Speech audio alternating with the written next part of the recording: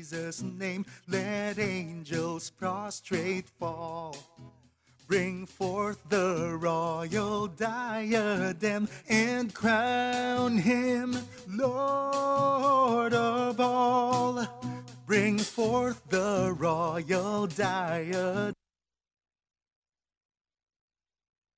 Lord of all. Ye chosen seed of Israel's race, ye ransomed from the fall. Hail him who saves you by his grace and crown him Lord of all. Hail him who saves you by his grace and crown him Lord of all. He's the Lord, his grace and crown him Lord of all. He's the Lord of all. He's the Lord of all.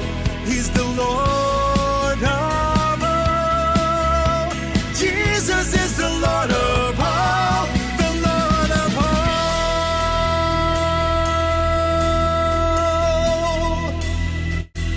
Oh, that with yonder sacred throne we at his feet may fall. Hindi naman po yan. Join the everlasting song and crown him Lord of all. We'll join the everlasting song and crown him and crown him and crown him Lord of all.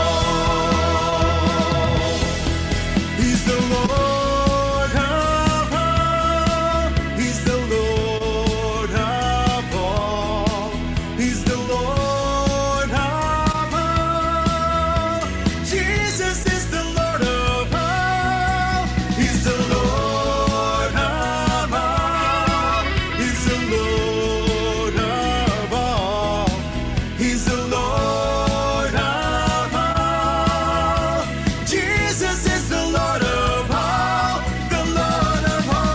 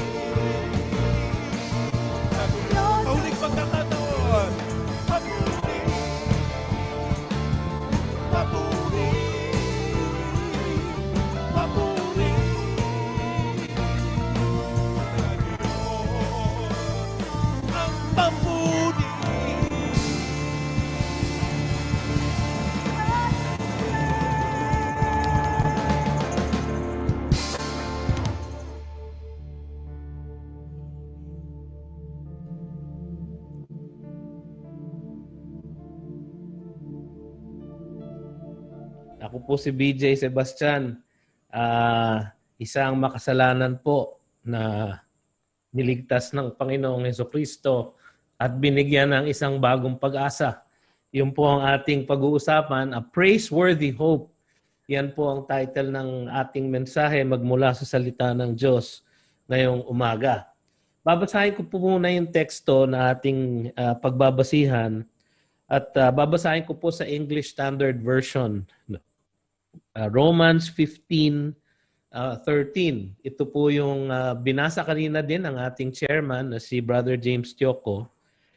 May the God of hope fill you with all joy and peace in believing, so that by the power of the Holy Spirit you may abound in hope. May the God of hope. So, meron po tayong pag-asa nagmumula sa ating Panginoon mismo. Ngunit kailangan nating maunawaan kung ano ba ang kahulugan ng pag-asang yan. Ano ba ang hope na meron tayo sa ating Panginoon? Na nasa atin dahil tayo ay nanampalataya sa Kanya. At napunta sa atin dahil sa kapangyarihan ng Kanyang Espiritu Santo. Upang tayo nga ay umaapaw sa pag-asa. Yun po ang sinasabi ng verse. Para po natin maunawaan kung bakit tayo merong ganitong klaseng pag-asa, I would like to invite you to open your Bibles din sa 1 Peter chapter 1, verses 3 to 5. No? Babasahin ko po ulit sa English Standard Version. Blessed be the God and Father of our Lord Jesus Christ. According to His great mercy, He has caused us to be born again to a living hope through the resurrection of Jesus Christ from the dead, to an inheritance that is imperishable, undefiled, and unfading, kept in heaven for you, who by God's power are being guarded through faith for a salvation ready to be revealed in the last time. Saglit po tayo manalangin, mga kapatid.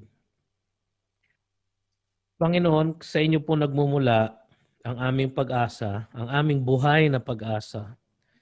Ngayon po, Panginoon, samahan niyo po kami at turuan niyo po kami sa pamamagitan ng inyong dakilang banal na salita upang aming maunawaan ng lubos ang pag-asang ito na nasa aming mga puso dahil po sa inyong kapangyarihan.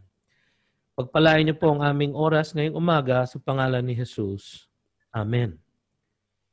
Mga kapatid, medyo mahalata niyo po, halos puti na po lahat ng buhok ko.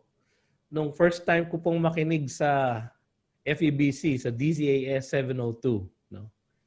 Siyempre, itim pa ho lahat yan. At I was maybe 100 pounds less. No?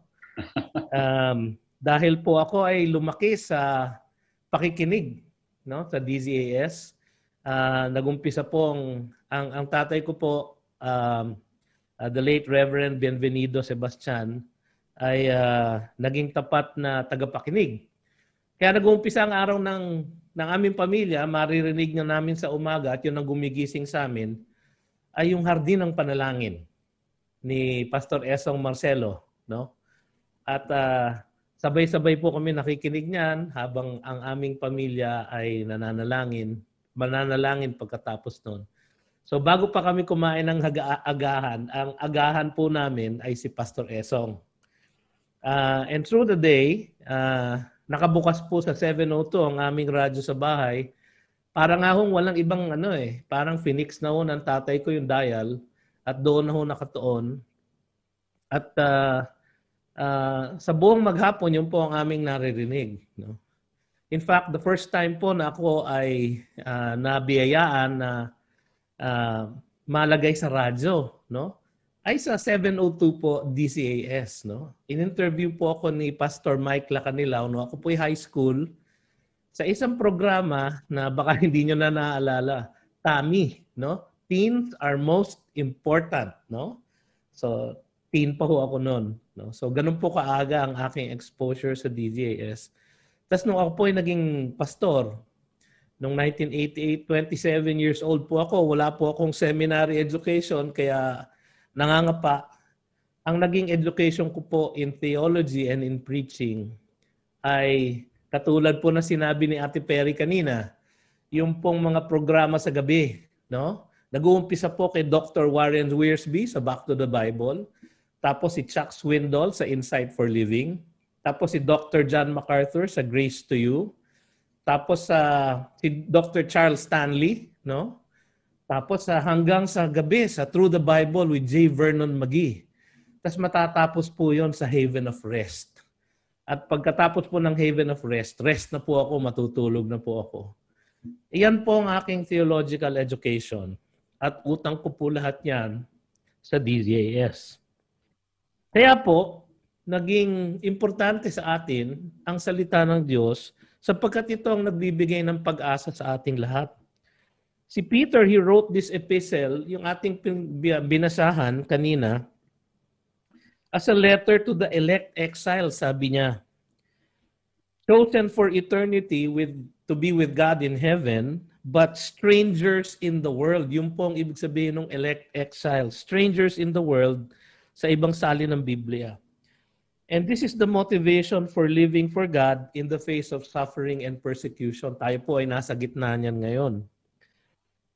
In this passage that we will look at today, some call this the Great Doxology.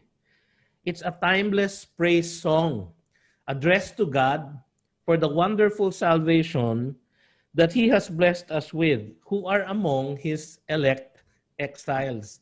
Tayo po ay hindi tagalupa. Tayo po ay dumaraan lang po rito. Ang ating pong citizenship ay nasa langit. Ang sabi ng verse 3, Blessed be the God and Father of our Lord Jesus Christ.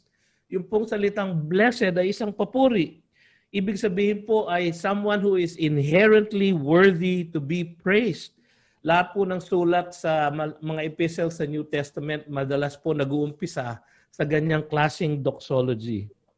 He is to be praised because He gave us a living hope, sabi sa verse 3. He also gave us a glorious inheritance, sabi sa verse 4. And He also gave us a salvation to be revealed, sabi sa verse 5. And that He assures for all of us who believe in Him. By calling God the Father of our Lord Jesus Christ, Peter establishes the deity of Jesus Christ. Napaka-importante po yun na ang ating Panginoon ay Diyos. Sinabi niya po sa Matthew 11:27, All things have been handed over to me by my Father, and no one knows the Son except the Father, and no one knows the Father except the Son, and anyone to whom the Son chooses to reveal Him. Sa John 14, verses 6 to 11, ganito pong sinabi niya, I am the way, the truth, and the life. No one comes to the Father except through me. If you had known me, you would have known my Father also. From now on, you do know Him and have seen Him. Sabi pa niya sa verse 9, Have I been with you so long, and you still do not know me, Philip? Whoever has seen me has seen the Father. How can you say, Show us the Father? Do you not believe that I am in the Father and the Father is in me? The words that I say to you, I do not speak on my own authority, but the Father who dwells in me does His works. Believe me that I am in the Father and the Father is in me, or else believe on account of the works themselves. Pinatunayan na ating Panginoon na siya nga ay isa sa ating Panginoong Diyos at siya ay Diyos mismo. He is the perfect bearer of the eternal punishment that our sins deserve. Siya po ang sumalo ng kaparusahan na dapat sana'y atin. He is the provider of the perfect righteousness that has been imputed to us who believe. Yung pong katuwiran ng Diyos na hindi natin makamit, siya po ang nakakamit. At ito po ay ipinataw niya sa atin nung tayo nanampalataya sa Kanya. So, what do we praise Him for? Para saan ba itong doxology na ito? Firstly, for our regeneration, for our glorification, and for our sanctification. So, tatlong bagay po. So, una po, for our regeneration. Ang sabi po, according to His great mercy, He has caused us to be born again to a living hope through the resurrection of Jesus Christ from the dead. First, we see the source of our regeneration. Saan ba nagmula ang ating regeneration? Saan ba nagmula ang pagiging born again? And the source is the Father's great mercy. Sabi po sa Titus chapter 3, verses 5 to 6. He saved us, not because of works done by us in righteousness, but according to His own mercy, by the washing of regeneration and renewal of the Holy Spirit. Doon po natin makikita na ang source po ay ang kanyang dakilang kahabagan. Sabi sa verse 6, whom He poured out on us richly. Yung Holy Spirit po, He poured out on us richly through Jesus Christ our Savior. At yan po ang mensahe ng Titus 3, 5 to 6. No?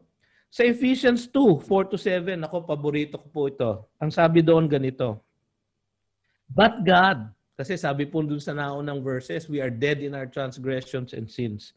Pero sabi dito, but God, being rich in mercy, because of the great love with which He loved us, even when we were dead in our trespasses, made us alive together with Christ.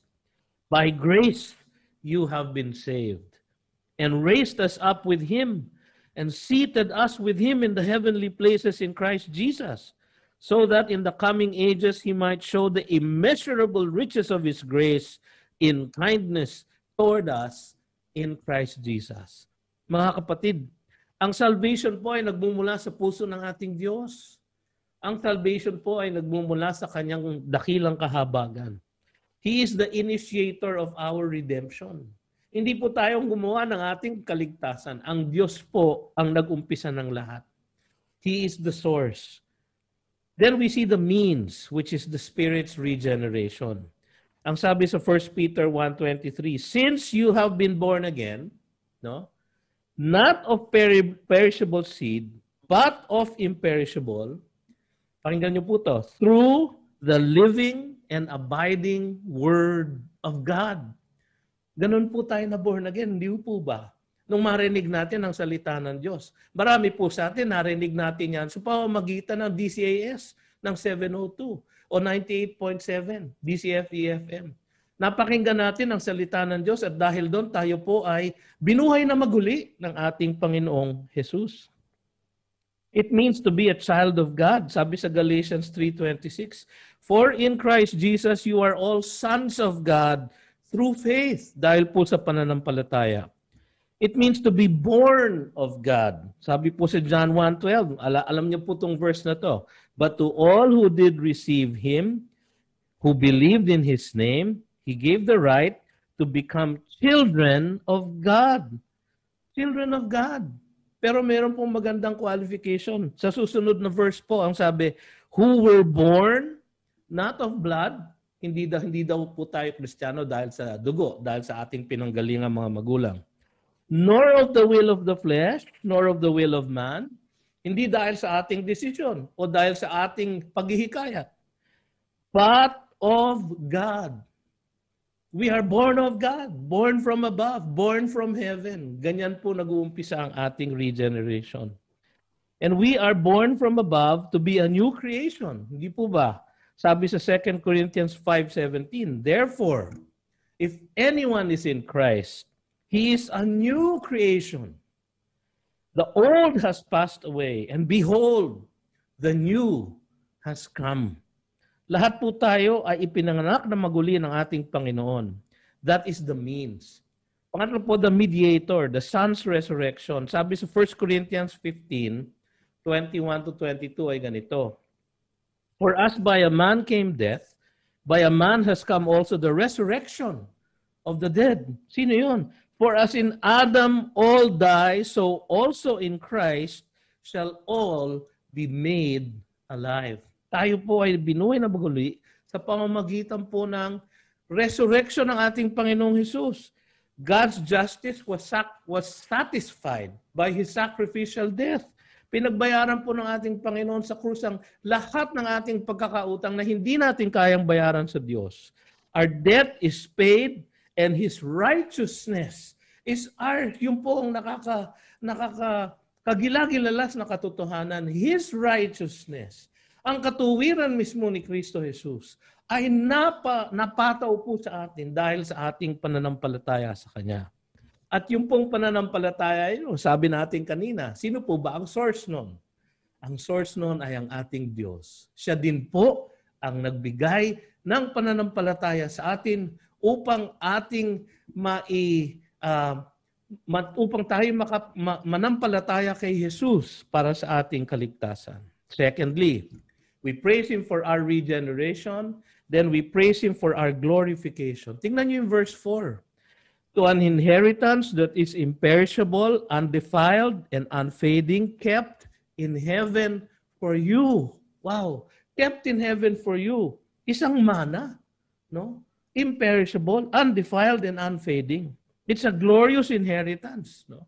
Ang sabi ni Pablo sa Romans 8:16-17, the Spirit Himself bears witness with our spirit that we are children of God. And if children, then heirs. Tagapagmana po. Heirs of God and fellow heirs with Christ, provided we suffer with Him in order that we may also be glorified with Him.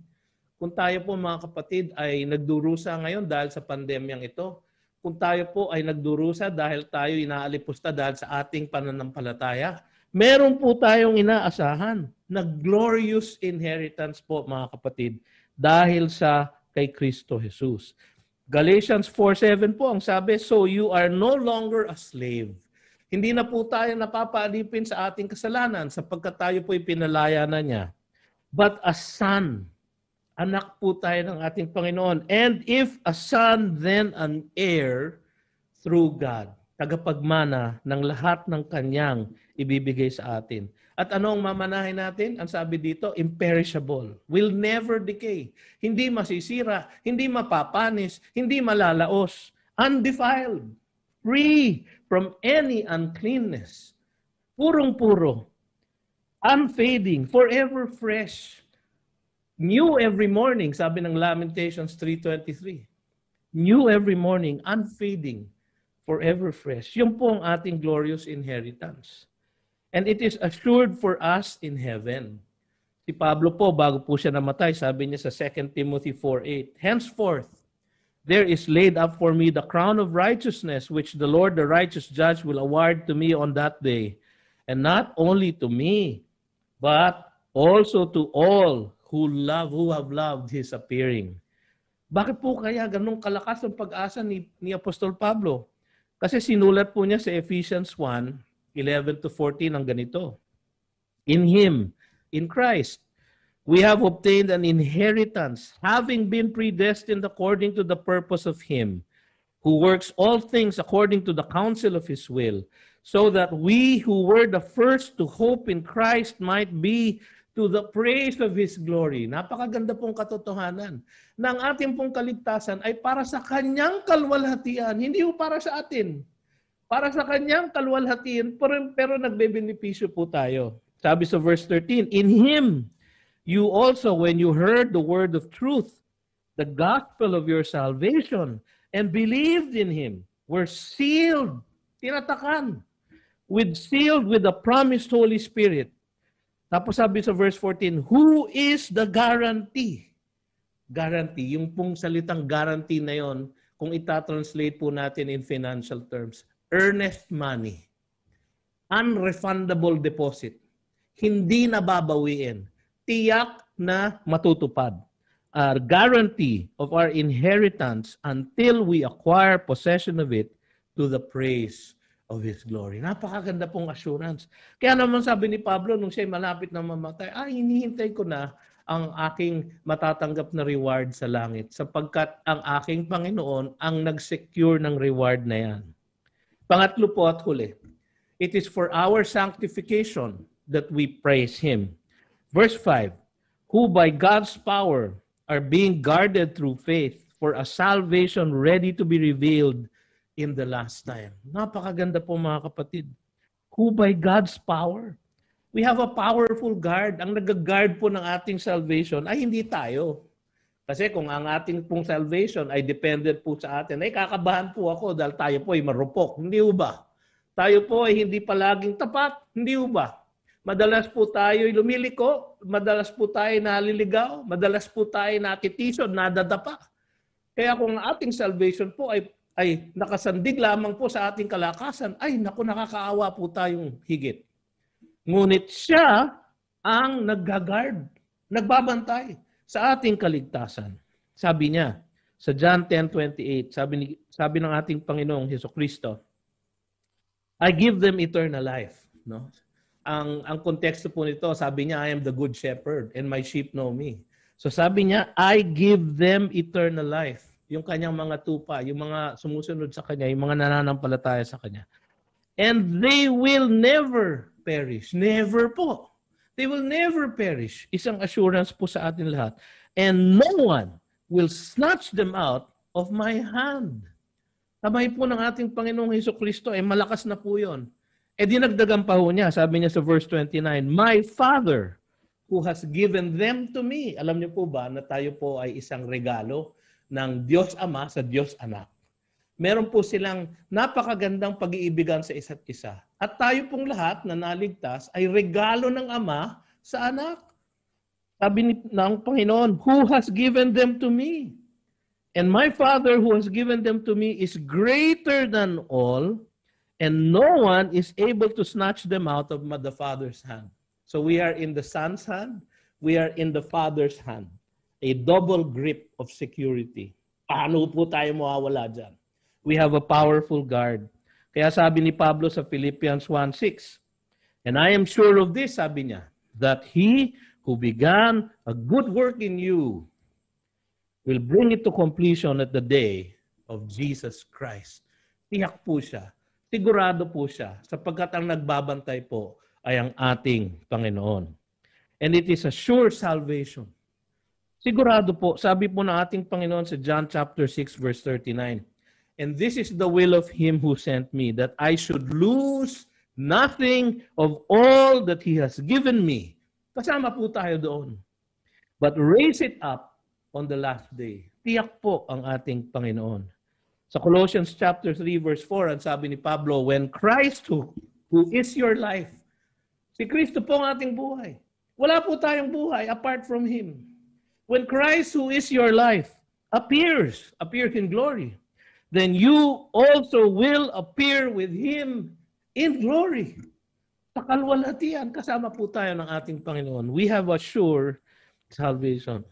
Mga kapatid, ang ating pong kaligtasan ay complete. And it is not just complete, it is certain. It is certain. We have a living hope because our triune God, Father, Son, and Holy Spirit is the source, the means, and the mediator of our salvation. And because He is a perfect God, we have a perfect salvation, being kept for us in heaven by the one who is Himself keeping us in the faith. Napakasigurado po. Yan po ang ating living hope. Kaya nung sinabi ni Pablo sa Romans 15:13, may the God of hope, yan pong hope na yan, ang ipinaliwanag naman ni Pedro sa 1 Peter chapter 1 verses 3 to 5.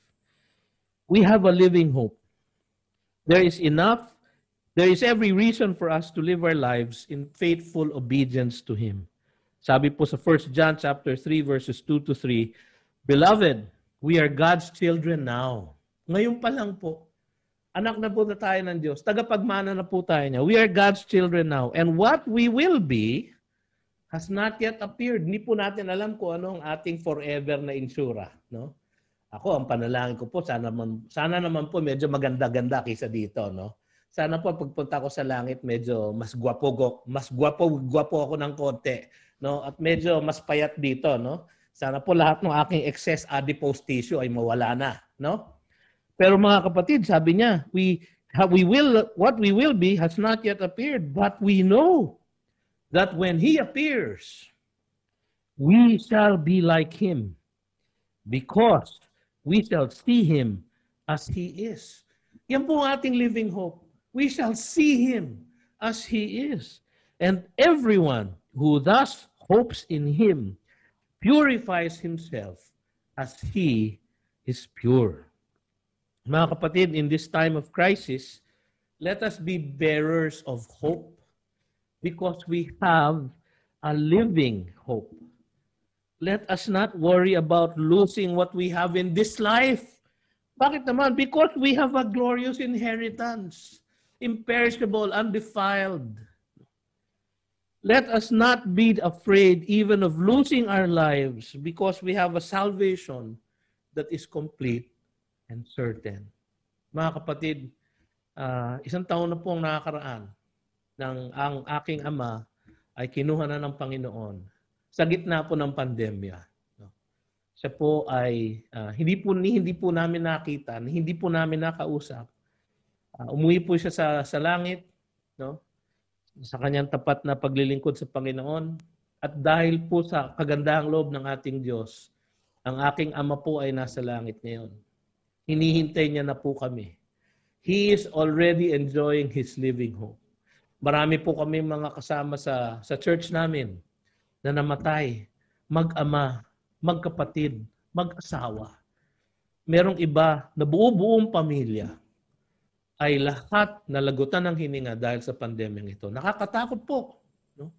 Kaya po tayo palaging nasa bahay, kaya po tayo nagmamask, kaya po tayo nagpapabakuna. Dahil nakakatakot po ang sakit na ito.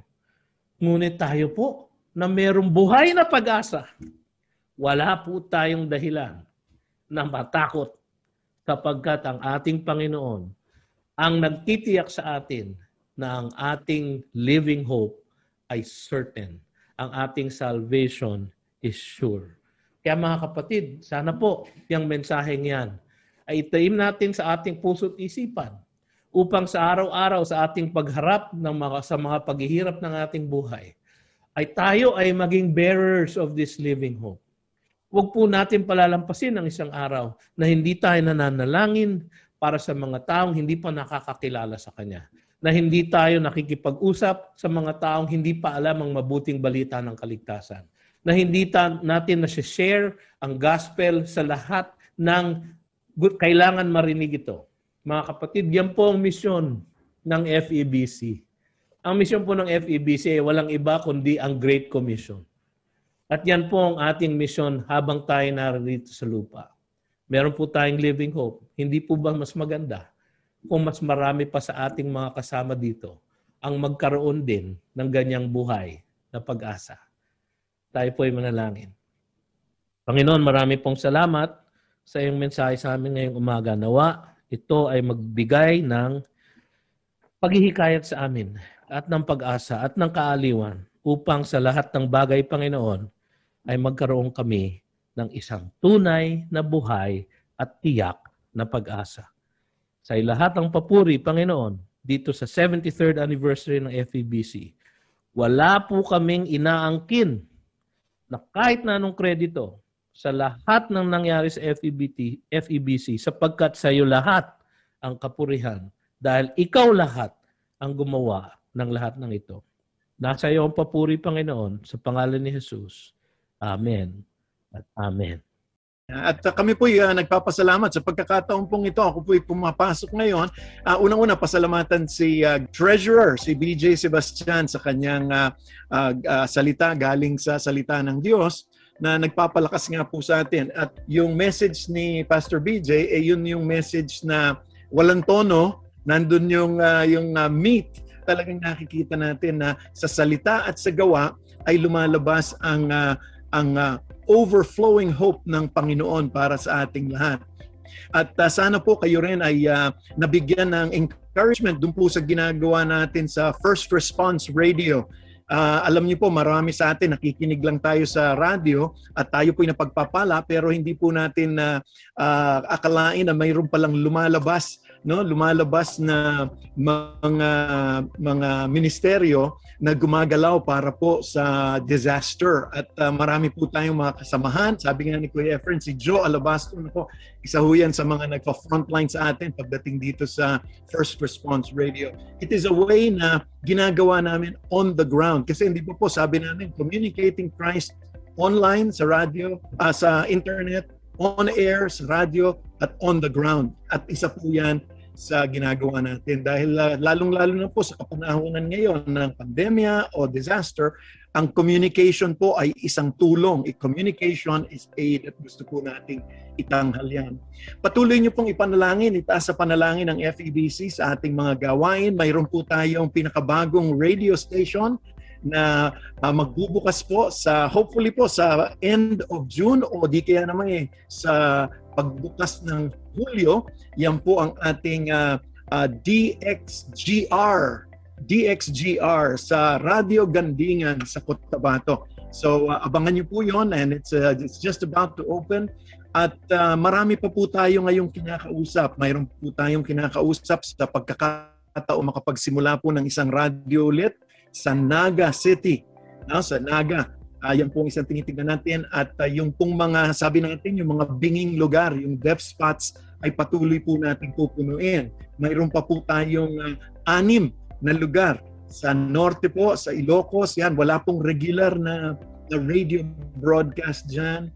Gusto po nating umabot yan sa Agusan o yung Caraga region. Gusto po natin ding abutin ng ating mga kababayan through radio. So patuloy po ang aming partnership. So please pray for these opportunities that the Lord is giving to us, no? At hindi po titigil ang FEBC sa pagpapatuloy ng pag-broadcast ng salita ng Diyos. Kami po ay nagpapasalamat po unang-una sa lahat ng nandito sa Zoom. Kaway ulit. Naku, maraming salamat po sa inyong lahat, no, dito sa Zoom. At yung pong mga nasa FB Live, yung nandoon po sa GCTV, sa YouTube, maraming salamat po. Kinukulate po namin lahat ng mga greetings ninyo at hanggat sa kakayanin po namin ay susubukan namin sagutin po ang inyong mga tanungan, yung inyong mga papuri. Abay kami po, nako, yan po ang sabi nga ni Gary, kung pwede nga magkita-kita tayo, no? At aabangan po natin yung pagkakataon na yon. Marami pong mga churches and individuals ang tumutulong sa atin. Naku, lalong-lalo na po nitong panahon ng pandemya. Alam niyo po, nung masasabi natin na ito pong pandemya ay nagpakita po sa atin na ang mga tao na nakikinig sa FEBC ay tumutugon. Nung pagpasok po ng pandemya, malaki pong naging kawalan sa FEBC at sabi namin, naku, mukhang kailangan tayong medyo umatras muna sa broadcast, pero hindi po pinayagan ng Panginoon yon. Tumugon po kayo sa suporta, sa tulong, sa broadcast ng FEBC at kaya nga po ngayon nagpapatuloy at pinalalawak pa po natin. I also would like to thank, naku po, yung ating mga napakasipag. Kahit na po may COVID-19 na, may coin bank pa rin. Talaga naman. At saka bumibili pa rin ng radyo para ipamigay. Kaya maraming salamat po sa ating mga coin bankers at ang ating mga PM radio donors. No, maraming salamat po sa inyo at sa pakikipagtulungan po yan ng CLC Bookshop dyan sa Malolo, sa Karuhatan, yung Back to the Bible Bookstore, maraming salamat. At siyempre, yung pong grupo ni Ate Perry Cartera. Alam niyo po, si Perry Cartera po siyang General Secretary Designate dahil pinasa na po ni Ate Nora Lucero ang baton at magkakaroon po sila ng opisyal na paglilipat ng responsibilidad. So Ate Perry, Ate Nora, maraming salamat po sa mga bookstores ninyo. At gayon din po ang Philippine Christian Bookstore sa Marilao, Monumento, Dasmariñas, Aguinaldo sa Imos, Santa Rosa, Los Baños, Makati, Masagana, Cubao at Fairview. Ayan na, lahat na po yan. Kasi katulong po natin yan sa Coin Bank. At sa akin pong pagtatapos, gusto ko lang pong i-emphasize, no, nung pong 70th anniversary natin, sabi natin, nagpapatuloy ang broadcast sa kanyang lakas. God gives years of 70, pero dahil sa kanyang lakas, magpapatuloy ang FEBC. 2 taon po namin kinarga yung tema na yon, sa kanyang lakas. Nung pumasok po ang pandemya ng 2020, wala na po kaming ibang maisip kung hindi sa gitna ng pandemya, ikaw ay Diyos. At alam po natin, dahil kayo ang Diyos, hanggang sa magpatuloy ang pandemya, mag-uumapaw ang pag-asa. Yan po ang ating pinanghahawakan, kaya yan po ang naging tema natin. Ang Diyos ng pag-asa ay naway magbuhos sa inyo ng kagalakan at kapayapaan sa pamamagitan ng pananampalataya upang kayo'y mag-umapaw sa pag-asa sa pamamagitan ng kapangyarihan ng banal na Espiritu. Hindi po natin kakayanin yan. Ang FEBC po ay tinaguyod ng Panginoon sa simula pa lang, sa karuhatan pa lang. At ipinagpatuloy po niya yung gawain na yon. Ngayon na nandito tayo sa Ortigas. God's faithfulness po ang nakikita po natin, ang kamay niya ang kumikilos. Kaya naman po patuloy po ang mensahe ng pag-asa para sa ating lahat.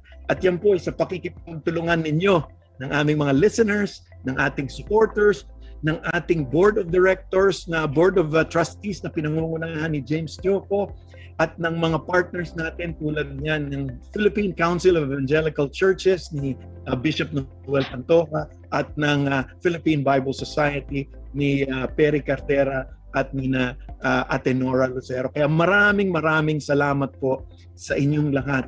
Sabi nga natin, sa Diyos ang papuri, patuloy po 'yon at hindi po titigil 'yon. Sabi nga po namin dito sa FEBC, hangga't yung pulang ilaw na nakalagay on air, tuloy po tayo at ngayon hanggang sa buong mundo naririnig. Alam niyo po, ang isang kinagagalak ko lang dito sa una, siguro sabihin ko, ang kinalulungkot ko ay hindi ko kayo nakikita ng harapan. Puro lang itong mga window na mararami, yung gallery view, no? 14 pages pa. Kahirap hanapin, kahirap tignan. Pero ang kinagagalak ko naman ay lahat po all over the world ay nandito. No, pati buong Pilipinas ay nagkakasama-sama tayo. Kaya naku, maraming salamat po. Tayo po'y manalangin. Ang maraming Diyos na makapangyarihan sa lahat, salamat po sa inyong kabutihan sa gawain ng FEBC. Panginoon, ito po yung inyong ministeryo, ito po ang inyong gawain. Ang dalangin namin, Panginoon, ay patuloy niyo kaming bigyan ng kaliwanagan, bigyan niyo kami ng katalinuhan na nanggagaling sa inyo upang matahak po namin ang landas ng pagkakaisa, ng pag-asa para po sa aming mga mamamayan na nakikinig. Mangyaring ang aming mensahe ay manguna, Panginoon, na makita si Kristo Jesus maging sa likod ng pandemya, sa likod ng mga disasters, maging sa pang-araw-araw naming buhay, Panginoon. Huwag kalimutan ng FEBC na nagsimula kami sa bringing Christ to the world by radio. Ngunit, Panginoon, binigyan mo kami ngayon ng iba't ibang mga pamamaraan ng pakikipagtalastasan. And so we communicate Christ in our world, sa iba't ibang mga daigdig namin. Panginoon, ito po ang gusto naming maitaas sa inyo. And for 73 years, Panginoon, nakita po namin ang inyong katapatan at ang pag-asang umaapaw sa aming mga puso. At dahil nakikita po namin ito ang binabahagi po namin sa lahat ng mga kasamahan namin na ngayon ay nakikinig at nanunood ng sama-sama. Panginoon, dalangin namin na una, hilumin mo ang aming bayan na dumadaan ngayon dito sa pandemyang ito, sa mga taong naapektuhan, at higit pa sa aming bayan kung hindi sa buong daigdig. Mangyari na kayo, Panginoon, ang silang ang makita sa pagkilos mo dito sa pandemyang ito. At sa aming pang-araw-araw na buhay, Panginoon, kayo pa rin ang aming itinataas. Salamat, O Diyos. Kayo po ang Diyos ng pag-asa, kayo po ang Diyos ng buhay, at sa inyo kami lumalapit sa tuwi-tuwi na. Ito po ang aming samot dalangin sa matamis na pangalan ng aming Diyos, tagapagligtas at buhay na pag-asa na si Kristo Jesus.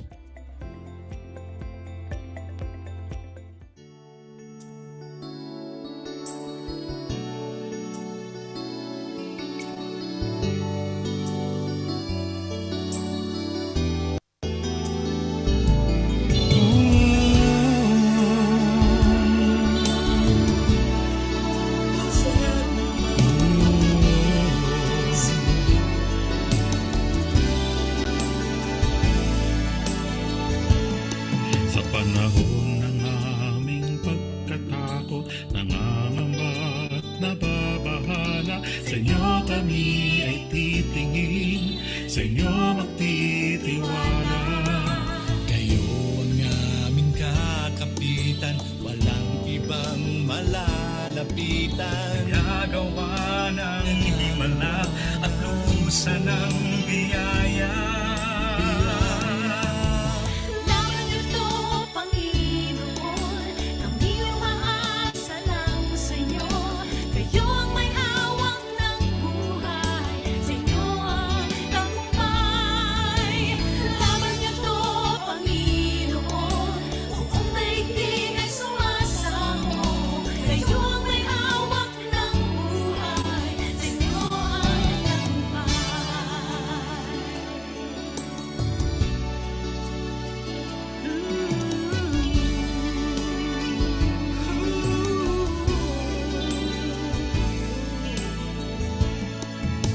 Wala kang makahigit sa lingap mo, Panginoon. Sa alinlangan, sa sasakit, daluyan ng hinahon. Kaya't kayo'y papupurihan, Kristo makapangyarihan. Kami ngayon ay kaawaan at tagapagligtas. Laban nito, Panginoon, kami umaasa lang sa iyo. Kayo ang may hawak ng buhay, sa inyo ang tagumpay. Laban nito, Panginoon, buong daigdig ay sumasamo. Kayo ang may hawak ng buhay, sa inyo ang tagumpay. Laban nito, sa inyo, Panginoon. Sa inyo, Panginoon. Laban nito, Panginoon, kami umaasa lang sa iyo. Kayo ang may hawak ng buhay, sa inyo ang tagumpay. Laban nito, Panginoon, buong daigdig ay sumasamo. Kayo ang may hawak ng buhay, sa inyo ang tagumpay. Kami umaasa lang sa iyo. Kayo ang may hawak ng buhay, sa inyo ang tagumpay. Laban nito, Panginoon, buong daigdig ay sumasamo. Kayo ang may hawak ng buhay, sa inyo ang tagumpay.